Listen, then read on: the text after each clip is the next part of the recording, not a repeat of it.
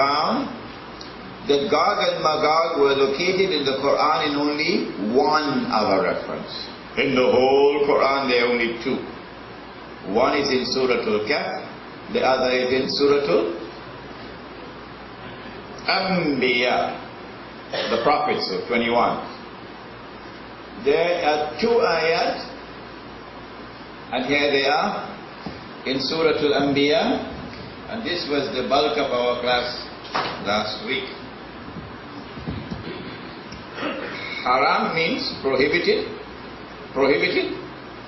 So haram here is a ban on. Qarya means a town. Ahlaknaha, we, this na here means we destroyed it, meaning we, Allah. Annahum, that they, la yarji'un, cannot return, hatta, until, idha futihat, when released, Gog and Magog, wa, and whom, they, min kulli hadab, from every direction or in every direction, yansilun, spread out.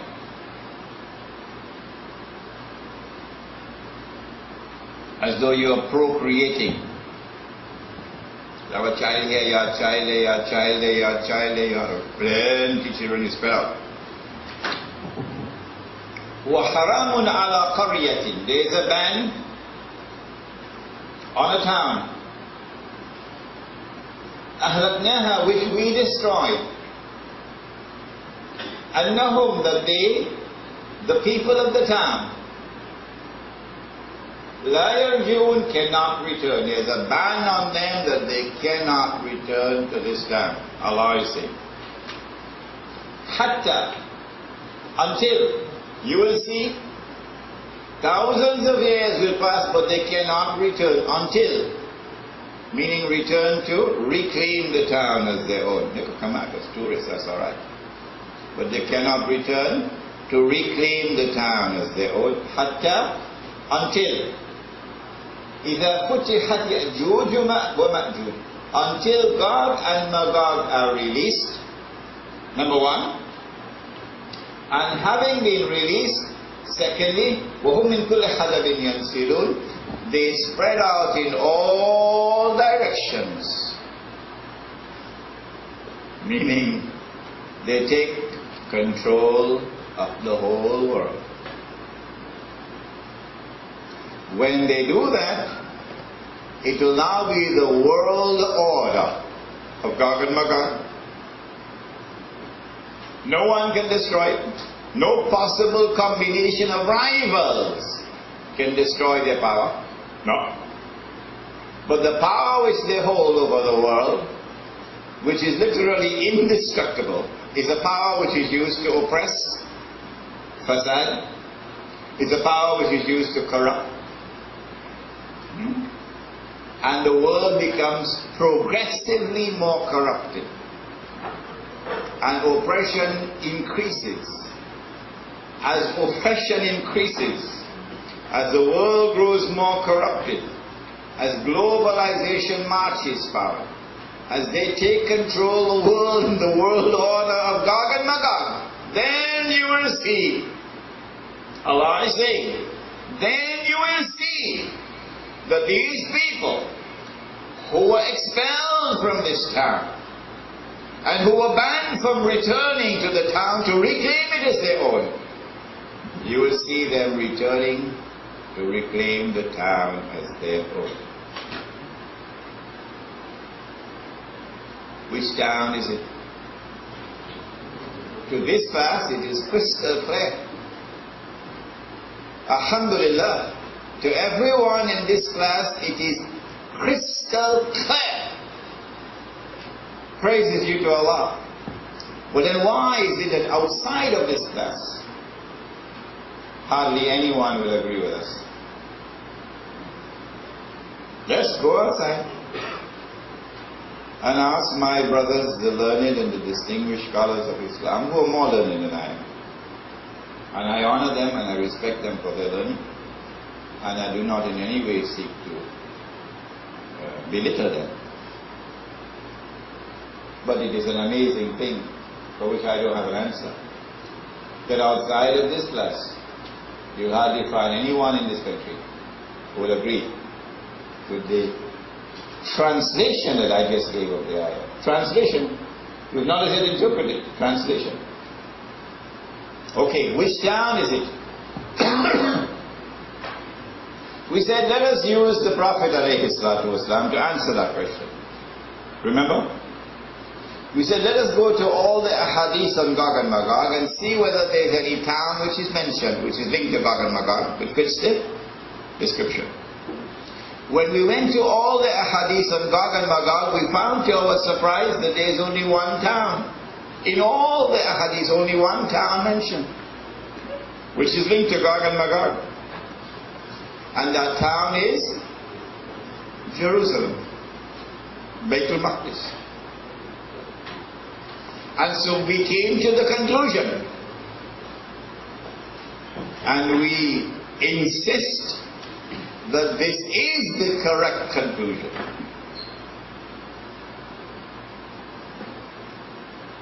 That what Allah is saying in the Quran is that He destroyed the state of Israel and He expelled the Jews from the Holy Land. And having expelled them from the Holy Land, He put a ban on them that they could never return to reclaim it as their own for 2,000 years. But that when Gog and Magog were released in the lifetime of the Prophet ﷺ, and then eventually over a period of time, they took control of the world with their indestructible power, and the world order of Gog and Magog was established. Then mankind saw the fulfillment of this prophecy in the Quran.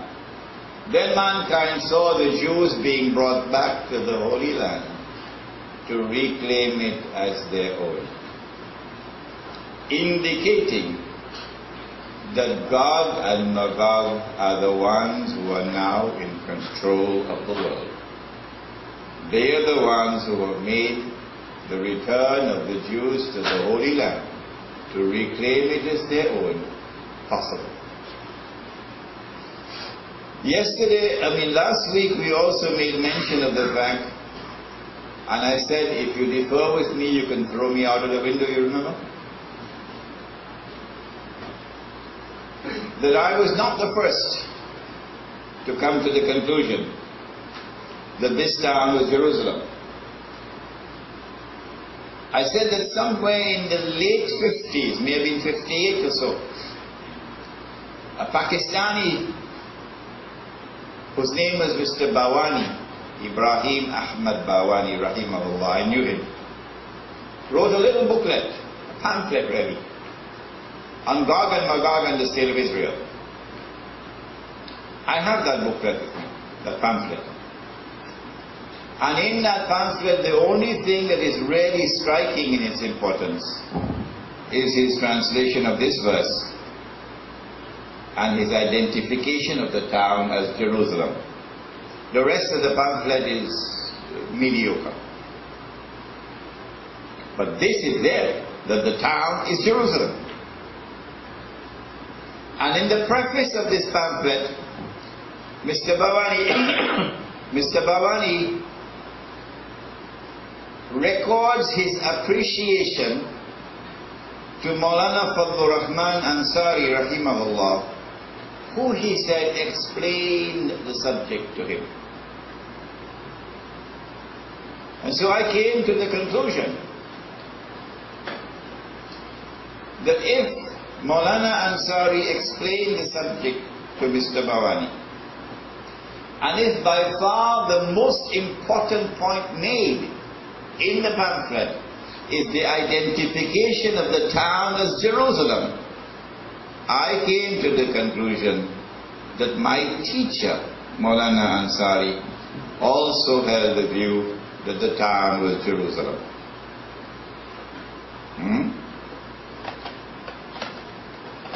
I read the pamphlet only after I had myself come to the conclusion that the town was Jerusalem.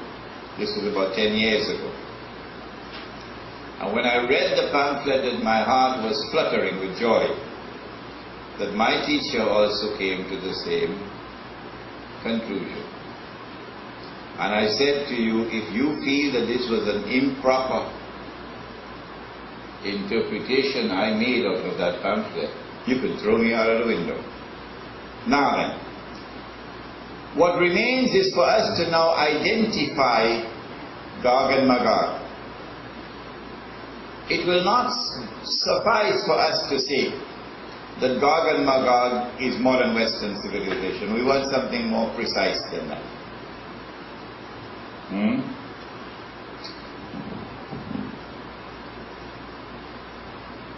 From this passage of the Quran in Surah Al-Anbiya, we know that Gog and Magog, when they are released, now listen carefully, Gog and Magog, when they are released, have a specific mission in addition to their general mission.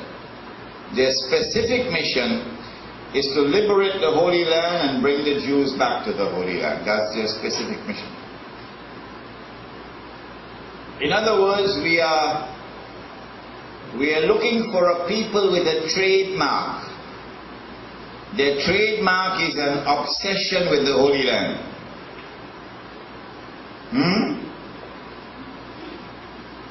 To liberate it and to bring the Jews back to the Holy Land. Can we identify these people? Okay. I want you to look at Europe, the white world. Prior to the time of Nabi Muhammad alayhi salatu wasalam, and then look at Europe, the white world, after the time of Nabi Muhammad alayhi salatu wasalam, in reference to Europe's relationship with the Holy Land and with the return of the Jews to the Holy Land. Did Europe ever control the Holy Land prior to the time of Nabi Muhammad alayhi salatu wasalam? The answer is yes, at least on 2 occasions. Number one, Alexander, who is known as Alexander the Great emperor, conquered Jerusalem and held discussions with the rabbis. But Alexander and his Greek empire never considered Jerusalem and the Holy Land to be anything more than just another occupied territory. They never considered the Holy Land to have any special status. Good. Who else from Europe? The Roman Empire. The Roman Empire,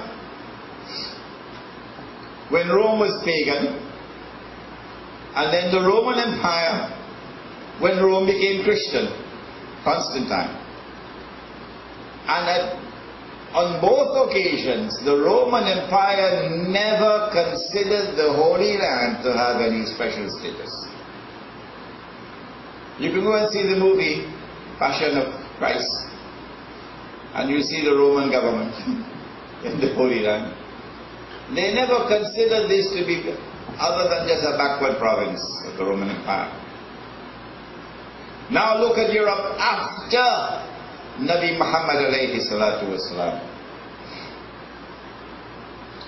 Europe rapidly becomes Christian after Nabi Muhammad alayhi salatu wasalam.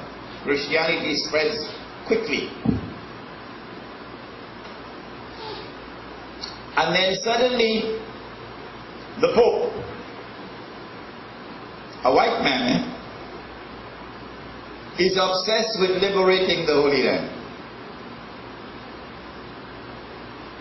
And he initiates what is called a holy war, a jihad, to liberate the Holy Land. They call it the Crusades. It's a holy war. Karen Armstrong has written a book with a gold mine of information on the Crusades. Very difficult to get it outside. And I bought that book in London while I was there last summer. And I've read the book. The Crusades are now initiated, one after the other. A number of Crusades. What is the purpose of the Crusades? To liberate the Holy Land in the name of Christianity. But is the white man the only Christian? Christianity was in the world long before the white man became a Christian. Christianity is an Oriental religion. It's a Semitic religion. Started in the Holy Land. The Byzantine Empire had already emerged as a Christian empire before Europe became Christian.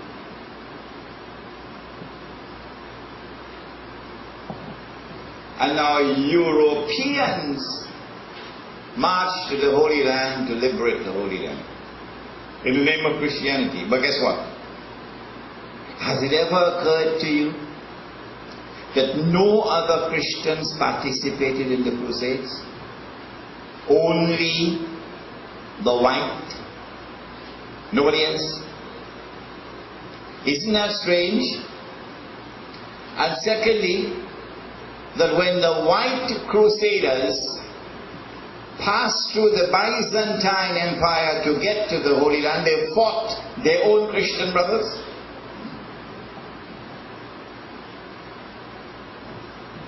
How come? Only the white Christian wants to liberate the Holy Land. No other Christian participates in the Holy Land, in these holy wars, these crusades. I want to suggest to you a new way of looking at history. That the crusades were not Christian wars. That the crusades were the white man's war. The crusades were European wars masquerading as Christian wars. A PhD in deception, masquerading as Christian. But they were essentially the white man's war, European war.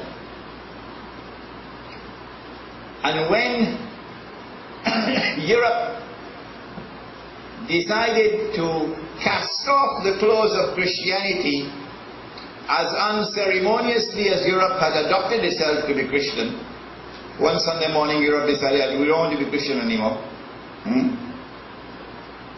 And now Europe is essentially godless. Secularism is a euphemism for godlessness. Europe is now secular. Church and state are separate from each other. Why don't you Muslims understand as Europeans? We are the leaders of the world in thought. We have separated church and state. Well, then if you separated church and state, could you kindly explain to me how come a secular Europe persists in the Crusades, which were holy wars launched by a pope?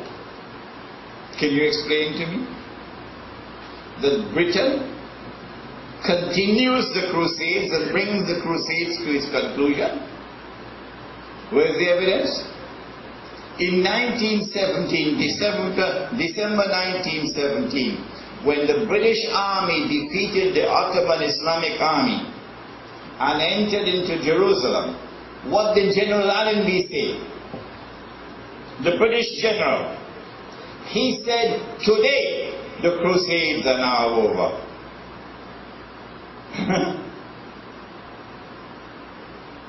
And so we have a picture of Europe now, in which prior to Nabi Muhammad ﷺ, there is no recognition of the Holy Land as having any special status. But after Nabi Muhammad ﷺ, there is an obsession, which is the name of the perfume as well. There is an obsession with the Holy Land. Good. Another Sunday morning, part of Europe decided to become Jewish. So now you have a white man who's a Jew. But this white man who becomes a Jew, he wants to liberate the Holy Land. And he wants to bring the Jews back to the Holy Land to reclaim it as their own. But he is a Johnny-come-lately Jew. The real Jews are the cousins of the Arabs. And they're living in Yemen, and in Iraq, and in Morocco, and in Egypt. These we may call the Israelite Jews. And those we may call the white Jews. So the white Jews create the Zionist movement in 1897. And the white Jews succeed in getting the British government to make a deal with them in 1917 for the Balfour Declaration, that it is the intention of the British government to work for the establishment of a Jewish national home in the Holy Land. Balfour Declaration, 1917, October. The Zionist movement persists in that struggle until eventually they're able to bring the Jews back to the Holy Land between 1917 and 1948. In 1948, the Zionist movement succeeds in establishing the State of Israel. It's a European state. European people control the state. The Oriental Jews are called the Sephardic Jews, and they have second-class citizenship. The white man who is a Jew is called the Ashkenazi, and he controls Israel.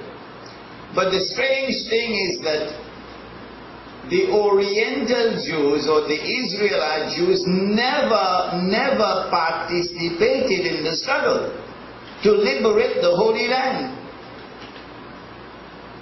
The only Jews who had that mission were the white men who were Jews. And so I want to suggest to you a reinterpretation of history today. And that is that the Zionist movement is not an essentially Jewish movement. No. It's a European movement. A European movement to liberate the Holy Land, but camouflaged as a Jewish movement. It is Europe, whether Europe put on the clothes of Christianity. It is Europe, whether Europe put on the clothes of Judaism. It is Europe, whether Europe put on the clothes of secularism. All along the road, it is Europe.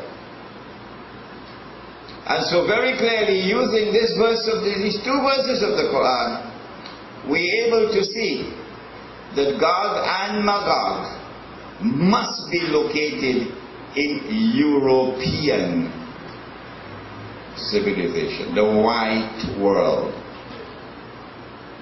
Now we want something better than that. We want to refine our position. It is too broad, too broad, that Gog and Magog are located in Europe. Where in Europe? Is it the British people? Or the French, or the German, or the Spanish, or the Portuguese? Or the Russians? Who are they, Gog and Magog? You go to the Bible, you can't answer this question. The Christian scholarship cannot answer this question. Now then, we have to look in Europe for a people who, after Nabi Muhammad alayhi salatu wasalam, are displaying a power which cannot be matched by any other power in the world. Today, of course, the whole of Europe, the Western world, possess that power. But we want to go back in history to locate where it came from. Now, a very interesting part of the subject now. At the time of Nabi Muhammad alayhi salatu wasalam, there were two superpowers in the world. Which were they?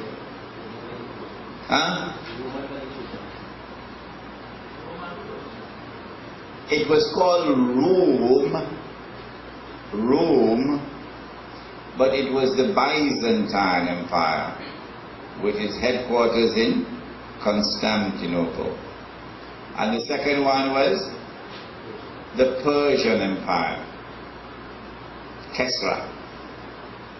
These were the two superpowers in the world at the time of the rise of Islam. Good. You know the history that the Muslim army, after the death of Nabi Muhammad alayhi salatu wasalam, the Muslim army challenged both the superpowers simultaneously and defeated them both. You know that? Simultaneously. And when both the Byzantine Empire and the Persian Empire were defeated, then Islam emerged as the superpower in the world without anything in the landscape to match it, to challenge it. Okay? We are the most powerful military force in the world. Okay. Within 100 years of the death of the Prophet ﷺ, we began our attempt to take over Europe.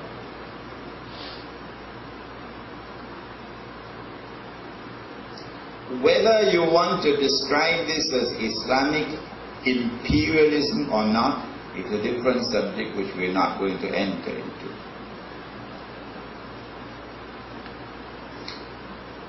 The attack on Europe was launched from two directions. One was the minor attack, and the other was the major attack. The minor attack was led by a man named Tariq, and he took the ships through Gibraltar, and so Gibraltar became known as Jabal al-Tariq. Jabal, mountain, Tariq, Jabal al-Tariq, and the corruption of that term, Jabal al-Tariq, is now Gibraltar. Like the name of the town is Beit Laham.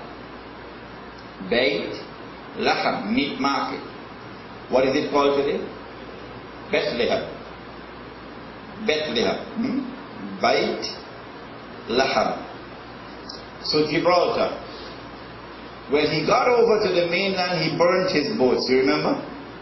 He had only 12,000 men with him. And then he fought, and eventually they were able to establish a Muslim stronghold in southern Spain, which became known as Andalusia. And they remained there for, I think, about 500 years or so, until in 1492, the same year that Columbus landed in Trinidad, that same year the Muslims were expelled from Spain. But the advance beyond southern Spain into southern France was halted by a man named Charles Martel or Charlemagne. And the Muslim army could not penetrate the north. It's a small force, not a big army. But when they were able to hold on to southern Spain for something like 500 years or more. 850 years, mashallah, we got some historians in this class. Now then, the major military thrust into Europe by the new Islamic power in the world was not from the west but was from the east. The army passed through the Caucasus Mountains to take on Europe. And guess what happened? As soon as that army passed the Caucasus Mountains, it met a power, a force. It could not budge. It could not budge. In Spain, they were able with a smaller force to defeat and take over southern Spain with a smaller force. But this, the main army of the most powerful military force in the world, grinds to a halt because a tribe called, where are they? Does anyone know the name of the tribe? Huh? Come on. That's right. That's right. Khazar. Khazar. The Khazar Tribes of Central Europe, where the Caucasus Mountains are. The Khazar Tribes, or Khazar Tribes, blocked the advance of the Muslim army, and we could not move forward. And so this is a force more powerful than the most powerful military force in the world. It is these people, Khazar, who shortly after the death of the Prophet ﷺ, probably within 100 years, decided to convert and become Jews one Sunday morning. Yeah? This is a historically documented fact. This is the phenomenon of the European Jew.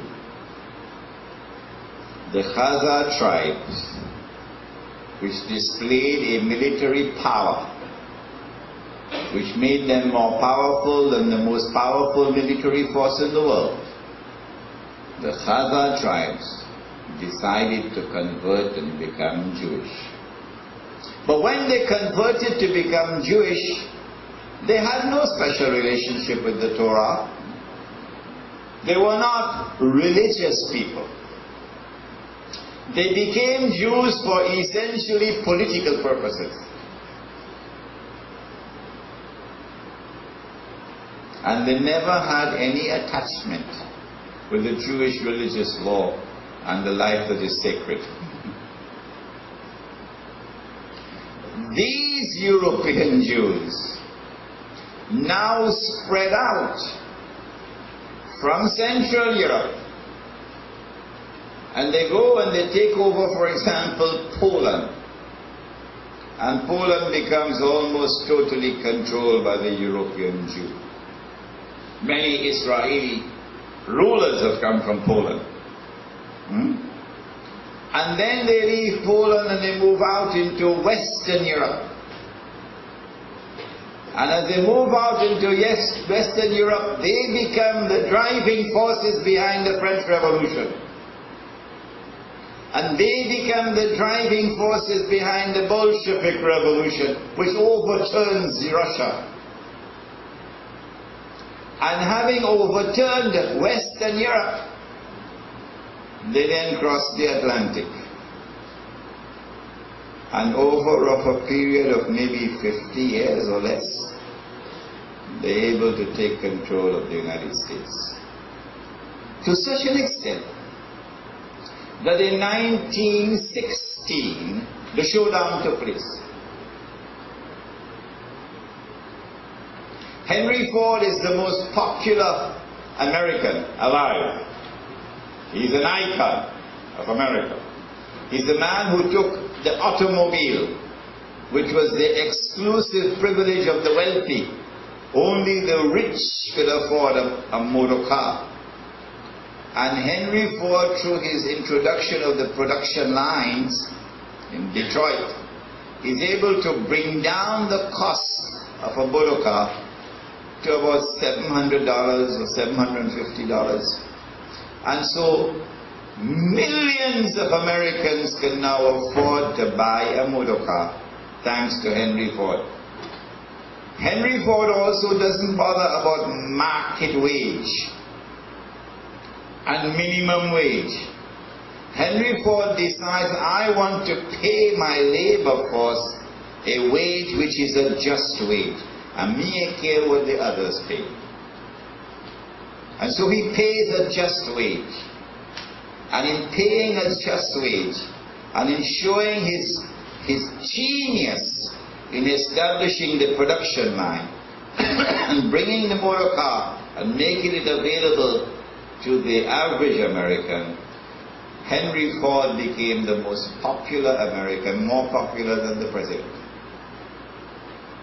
In 1916, Henry Ford used all the power that he had, used all the wealth that he had, to try to prevent the United States from entering the war.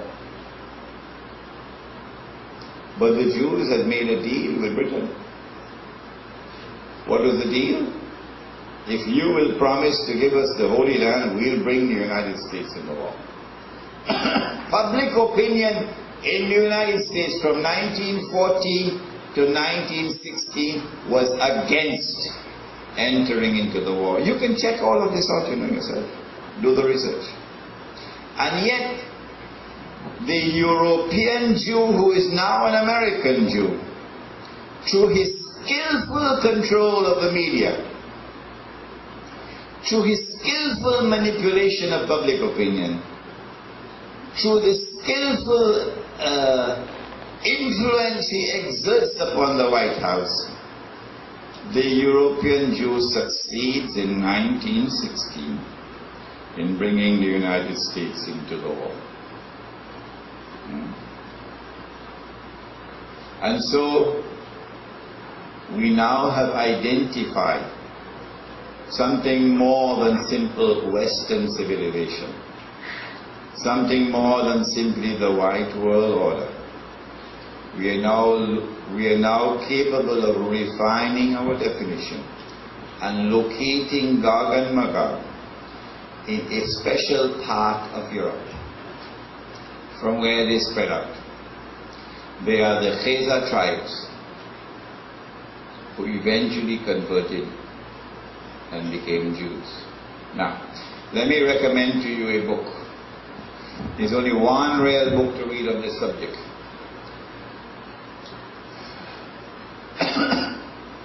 PHIR 13th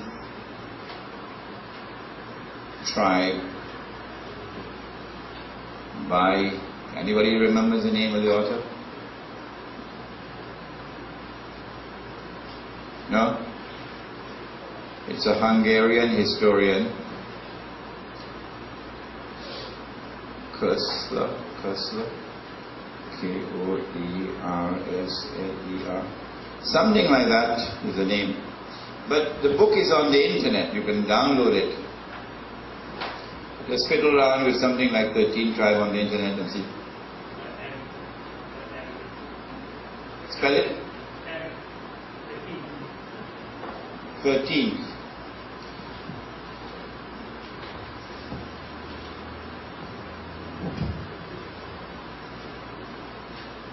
The 13th tribe. Koestler, or whatever is his name, in describing the European Jew who has come from the Khazars tribe, calls it the 13th tribe. Now then, before we end our subject of identifying Gog and Magog, when Gog and Magog are released, the first of them will pass by the Sea of Galilee. If you pass by the Sea of Galilee, you're heading for Jerusalem. And by the time the last of them passed, they said there used to be water here. So we're looking for a European people with that power who will be moving from Europe to the Holy Land. This is the European Jew. That's where he is now. And so we have come to the conclusion that we can now identify the origin of Gog and Magog in the Khazars tribes. But remember, when they are released, they make carbon copies of themselves. They take over different people, and as they take over a people, those people now begin to imitate the way of life of Gog and Magog. Like, did I tell you? But when I was a 14-year-old boy, I used to be 14 once upon a time. Yeah. SHA and I know that when we were boys, I mean, we never saw blue jeans. And then one Sunday morning as a teenager, we saw blue jeans for the first time. Everybody want to wear blue jeans now. But one horrible Sunday morning, we saw our sisters in blue jeans. What? We never saw a girl in blue jeans in all our lives.